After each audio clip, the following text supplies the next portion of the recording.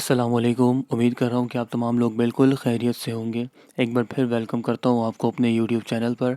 अगर अभी तक आपने चैनल को सब्सक्राइब नहीं किया है तो काइंडली सब्सक्राइब कर दें।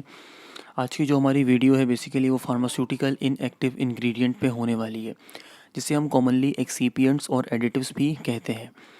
अगर हमें प्रोडक्शन डिपार्टमेंट में अपने आप को ग्रो करना है, या अगर हमें R&D डिपार्टमेंट में, जो कि रिसर्च एंड डेवलपमेंट डिपार्टमेंट होता है, अगर हमें उस डिपार्टमेंट में अपने आप को ग्रो करना है, तो हमारे लिए ये बहुत ज़रूरी है कि हमें एक्सीपिएंट्स के बारे में प्रॉपर नॉलेज हो। क्योंकि पहले ज़माने में एक ये मिथ होती थी कि जो हमारे एक्सीपिएंट्स होते हैं वो इनर्ट होते हैं, यानी कि वो रिएक्ट नहीं करते हमारे एपीआई के साथ। लेकिन मॉडर्न साइंसेस के मुताबिक, मॉडर्न रिसर्चेस के मुताबिक ऐसा बिल्कुल भी नहीं है। जो हमारे एक्सीपिएंट्स हैं वो इनर्ट नहीं है और वो रिएक्ट कर सकते हैं हमारे एपीआई के साथ, तो हमारा प्रोडक्ट जो है वो ख़राब हो सकता है। इसीलिए ये बहुत ज़रूरी है कि जो हमारा फार्मास्यूटिकल एक्टिव इंग्रेडिएंट है, जिसे हम एपीआई भी कहते हैं, और जो हमारा इनएक्टिव फार्मास्यूटिकल इंग्रेडिएंट्स हैं, जिसे हम एक्सीपिएंट्स कह रहे हैं, उनका कंपैटिबल होना बहुत ज़रूरी है। तो अगर हमारा फार्मास्यूटिकल एक्टिव इंग्रेडिएंट कंपैटिबल नहीं होगा तो वो रिएक्ट करेगा, और जो प्रोडक्ट को हम बना रहे हैं जिस पर्पस के लिए, वो वाले इफ़ेक्ट्स जो है वो नहीं देगा।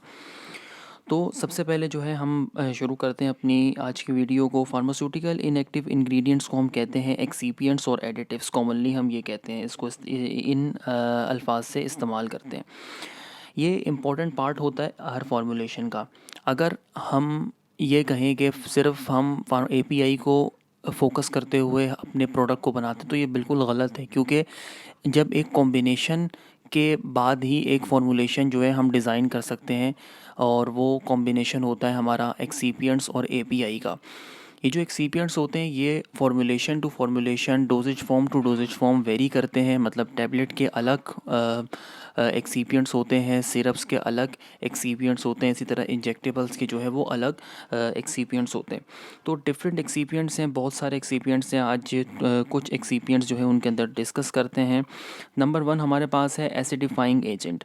बेसिकली एसिडिफाइंग एजेंट जो है ये लिक्विड प्रिपरेशंस, जैसे कि हमारे पास सिरप्स वगैरह होते हैं, उनके अंदर ज़्यादातर यूज़ होता है। लिक्विड डोजेज फॉर्म के अंदर ज़्यादातर यूज़ होता है। ये बेसिकली वो एजेंट्स होते हैं जो प्रोवाइड करते हैं एसिडिक मीडियम। अगर एक प्रोडक्ट को स्टेबल रखने के लिए एसिडिक मीडियम रिक्वायर है, तो हम एसिडिफाइंग एजेंट उसके अंदर ऐड करते हैं। एग्जांपल जो है इसकी बेसिकली सिट्रिक एसिड है, फ्यूमेरिक एसिड है, हाइड्रोक्लोरिक एसिड और एसिटिक एसिड। इसके अलावा भी बहुत सारी एग्जांपल्स हैं। यहाँ पे कुछ एग्जांपल्स जो कि कॉमनली इस्तेमाल होती हैं वो यहाँ पर मौजूद हैं। सेकंड है अल्कलाइनाइजिंग एजेंट। बिल्कुल जैसे कि एसिडिफाइंग एजेंट है, ये भी इसी तरह काम करते हैं। अगर किसी भी फॉर्मूलेशन को, किसी भी प्रिपरेशन को हमें स्टेबल रखने के लिए उसको अल्कलाइन मीडियम प्रोवाइड करना ज़रूरी है, तो फिर हम उसके अंदर ये वाले एजेंट्स जो हैं वो इस्तेमाल करते हैं। इसकी जो हमारी एग्जांपल्स हैं वो आ जाती हैं sodium hydroxide, ammonia solution, ammonium carbonate, di ethanolamine, mono ethanolamine और सोडियम बाइकार्बोनेट। तीसरी हमारे पास जो है वो है एड्सॉर्बेंट। अब एक टर्म होती है हमारे पास एब्जॉर्बेंट, और एक होता है एड्सॉर्बेंट। एब्जॉर्बेंट वो एजेंट्स होते हैं जो अपने अंदर जो है वो किसी चीज़ को एब्जॉर्ब कर लें, जज्ब कर लें। और एड्सॉर्बेंट वो एजेंट होते हैं जो अपनी सरफेस के ऊपर दूसरे मॉलिक्यूल या दूसरे एजेंट को जो है वो अडेयर कर लें या होल्ड कर लें। तो यहाँ पर हम बात कर रहे हैं एड्सॉर्बेंट की। इसकी एग्जांपल्स बेसिकली पाउडर्ड सेल्यूलोज और हमारे पास एक्टिवेटेड चारकोल आ जाते हैं। नंबर 4 हमारे पास है एरोसल प्रोपेलेंट्स। अब जो एरोसोल स्प्रेज होते हैं, जब उसे हम उसके वॉल्व को ओपन करते हैं, तो जिस जिस एजेंट की वजह से जो प्रोडक्ट है वो बाहर आ रहा है, बेसिकली वो हमारा होता है एरोसोल प्रोपेलेंट्स। इसकी एग्जांपल्स में हमारे पास कार्बन डाइऑक्साइड आ जाती है, डाइफ्लोरोमीथेन और डाइक्लोरो टेट्राफ्लोरोमीथेन। उसके बाद हमारे पास है air displacement.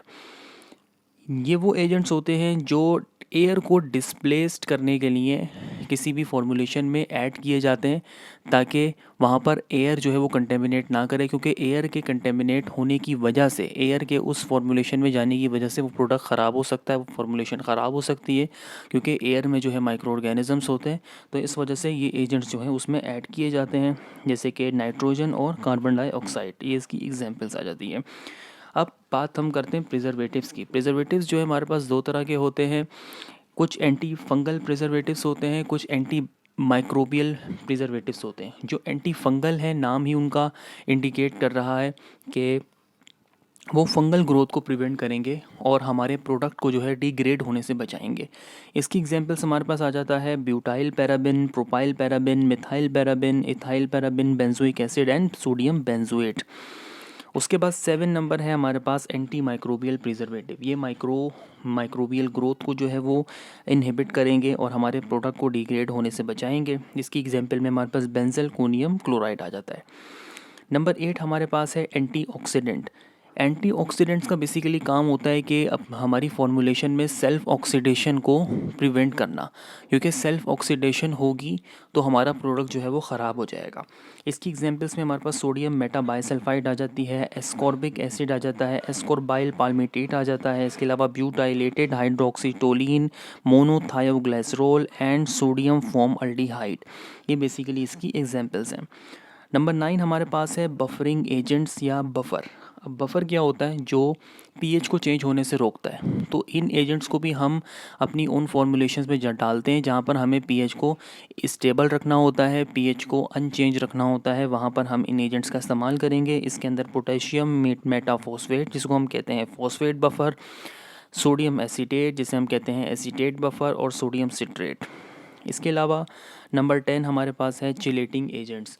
Chelating agents basically ये वो एजेंट्स होते हैं जो मेटल आयन की फॉर्मेशन को किसी भी फॉर्मुलेशन में प्रिवेंट करते हैं, रोकते हैं। वाटर सोल्यूबल एजेंट्स होते हैं, ये कॉम्प्लेक्स बनाते हैं मेटल के साथ और हमारी फॉर्मुलेशन को डिग्रेड होने से रोकते हैं। इसकी एग्जांपल्स में बेसिकली डाइसोडियम एडिटेट और EDTA भी जिसको हम कहते हैं EDTA बेसिकली इसकी एग्जांपल्स में हमारे पास आ जाते हैं। तो आज के लेक्चर में हमने जो है 10 एक्सिपिएंट्स जो है वो डिस्कस किए। उम्मीद कर रहा हूँ कि आप तमाम को चीज़ें समझ में आई होंगी और तमाम चीज़ें क्लियर हो गई होंगी। अगर आपको कोई क्वेश्चन है तो आप कमेंट बॉक्स में वो क्वेश्चन पूछ सकते हैं। नेक्स्ट वीडियो में जो है हम मज़ीद एक्सिपिएंट्स को देखेंगे कि कौन से दूसरे एक्सिपिएंट्स हैं।